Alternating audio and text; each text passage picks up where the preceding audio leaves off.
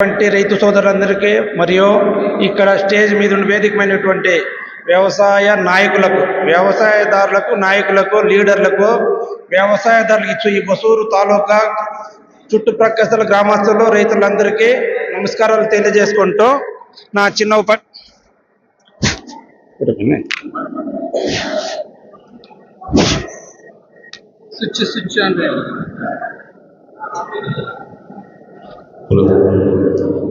ముందుగా మనం ఇక్కడ చేరిండే ఉద్దేశం ఏమంటే, మనకి ఇప్పుడు రైతులకందరికీ ఒసూరు పక్కన ఉండే గ్రామస్తులు రైతులందరికీ చాలా ప్రాబ్లంలు ఉన్నాయి. ల్యాండ్లు కొంచెం మన గవర్నమెంట్ ఇప్పుడు ఉండే అధికారిక గవర్నమెంట్ డిఎంకే ప్రభుత్వము మన రైతుల భూములను లాక్కునేదానికి శత విధాలా ప్రయత్నిస్తూ ఉండదు.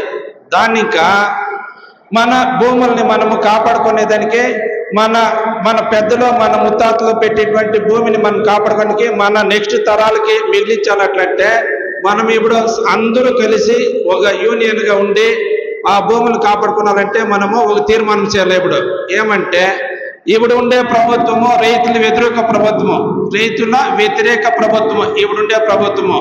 వీళ్ళు ఇంకా చాలా మన కష్టాలు పెట్టినారు, కష్టాలు అనుభవిస్తూ ఉండము. అది వేరే ఎక్కడైనా కొనంటే ఇప్పుడు ఉండే భూముల్ని పిక్కొని వేరే ఎవరికో ప్రైవేట్ కార్పొరేట్ శక్తులకి అప్పగించేదానికే మన భూముల మీద కన్నేసి చేత విధాలుగా మనకి తొందరలు పెడతా ఉంది.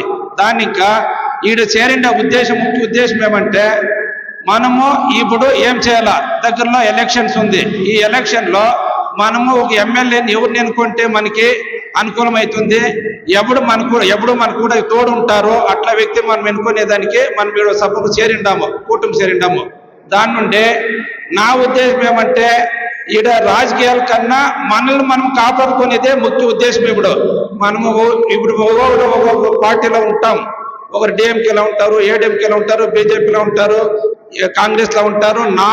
నాలుగు రకాలుగా పార్టీలో ఉన్నా కూడా మనకి ఇప్పుడు చాలా ఇంపార్టెంట్ ఏమంటే, మన కష్టాలకి కాపాడే వ్యక్తి కావాలా. ఆ కాపాడే వ్యక్తి అనేది మనము ఇప్పుడు ఆలోచన చేయాల్సి ఉండేది. నా ఉద్దేశం ఏమంటే, ఇప్పుడు ఉండే చూస్తే దీని ముందర ఎమ్మెల్యే వై ప్రకాష్ గారు ఉండే, వాళ్ళు ఏం చేసిరే, 10 సార్లు మన అందరూ దీనికి ఇది ఏమైనా మీటింగ్లకు వచ్చినప్పుడు అంతానో ఆయన తప్పుడు హామీ వచ్చేల్దు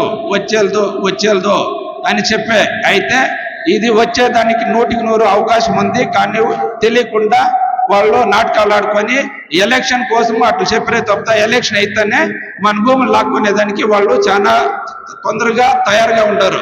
దానికి ఇప్పుడు మనమంతా రైతులంతా మాట్లాడి ఊర్లో చెప్పి మన తోటి రైతు సోదరులకు అందరికీ చెప్పి మన ఏడీఎంకే బాలకృష్ణారెడ్డి గారికి ఓటేస్తే ఆయన మనం పై ఇంత అడగొచ్చు, ఏమన్నా మన కష్టాన్ని కాపాడలే, మనకి అనుకూలం చేయలేదు అట్లంటే మనం అందరూ పోయి వాళ్ళ ఇంత పోయి మాకు ఎలా ఇట్లా చేస్తావు, మా కష్టానికి ఏం చూస్తున్నావు అడిగి మనము నిలదీసి మనకి ఏం కావాలో మనం చేసుకునేదానికి అవకాశం ఉంది. ఆయన చేస్తాడని చెప్పిండాము, మీకు అండగా ఉంటానని చెప్పిండారు. సో దాన్ని ఇంకా ఇంకొకసారి పిలిచి ఇప్పుడు ఆయనతో ప్రెస్ కాన్ఫరెన్స్ ఇచ్చి అందరికీ తెలిసినట్లు చెప్పించి మనము ఎలక్షన్స్ లో మన ఓట్ని మనము మన కోసము, ప్రజల కోసమే, మన కోసం మనము ఉపయోగించుకోవాలని నా చిన్నమైన మనవి విజ్ఞప్తి చేసుకుంటూ నాకు ఈ చిన్న అవకాశం ఇచ్చేటువంటి అందరికీ ధన్యవాదాలు తెలుపుకుంటూ జై కిసాన్, జై జవాన్.